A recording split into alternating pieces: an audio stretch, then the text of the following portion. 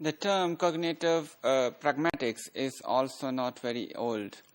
We have a recent entry of this term into the classroom of pragmatics, in which and by which we mean certain mental processes through which we can understand or dwell the understanding of meaning in context.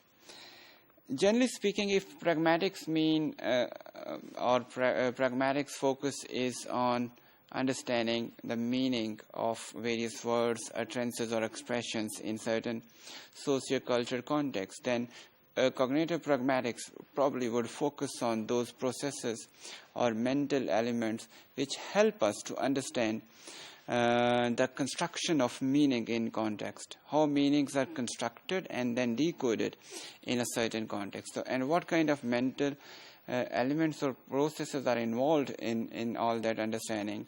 For this, we rely on, or we may rely on, cognitive pragmatics.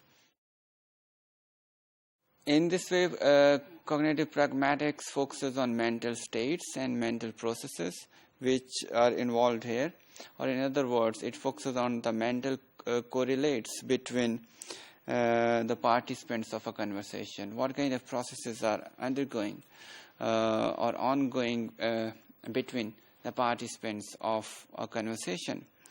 Generally speaking, the mental processes of human conversation or communication is based on three fundamental concepts, and those are of cooperation, sharedness, and communicative intention.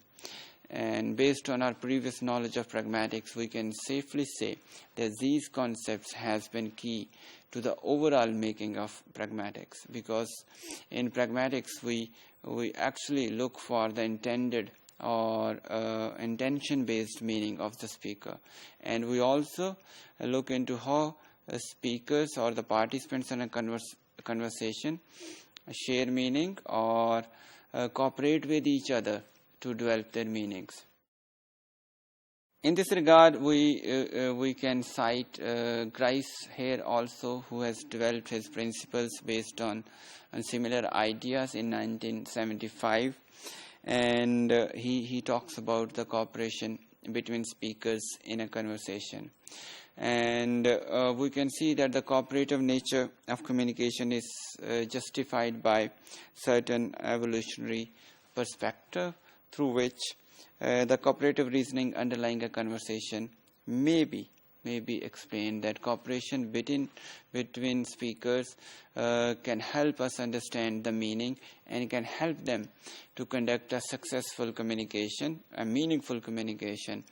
And in this way, we can also understand the meaning of their conversation as an outsider also, when we can see that there is a clear principle of cooperation is working between them. If there would be a lack of cooperation, it would be very difficult to construct a good communication, and it would be very difficult for an outsider to understand the meaning of a conversation. Sharedness accounts for the possibility of understanding or comprehending some non-standard communication also, and that is based on some kind of irony, deceit, or figurative language, something which may not be clear in a literal way, but if you have the element of sharedness between the participants of a communication, they would be able to understand such figurative or usually difficult language also between them. According to Allett, we can see one major role of language is to allow the communication of thoughts. How one perceives something. If he is able to communicate that to the other person and he perceives the same thing in the same way, then that can be the most successful communication.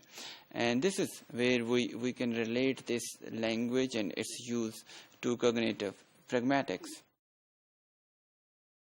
For cognitive linguists, we can see language and the way we think are not to be artificially separated. They should not be separated.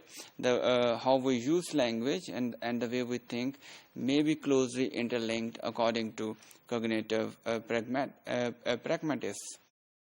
And the study of language is expected to yield insights into cognition in general. As we say, or many people have pointed out, language is a window into the mind. What we think is reflected through our language, and how we use language also has a link with our mental processes, various mental processes. Therefore, we could assume that there can possibly a rich area of cognitive pragmatics which would flourish further in future. Cognitive linguists also examine the cognitive basis of language and its use. One of the tricky areas here is that cognitive scientists or cognitive linguists do not distinguish between or do not make a sharp distinction between language and its uses, or between semantics and pragmatics. Mostly, they would correlate the production or the use of language in the same way, and they want to distinguish between language itself and its uses, because how mind works in a certain situation to create a certain meaning, they would be focusing on the language itself and its use in the same way. There is a possibility that in future the cognitive pragmatist and linguist would probably focus on this distinction also, that there may possibly be a difference between language itself and its production and then its use in a certain social way. And then we can hope that the field of cognitive pragmatics would flourish.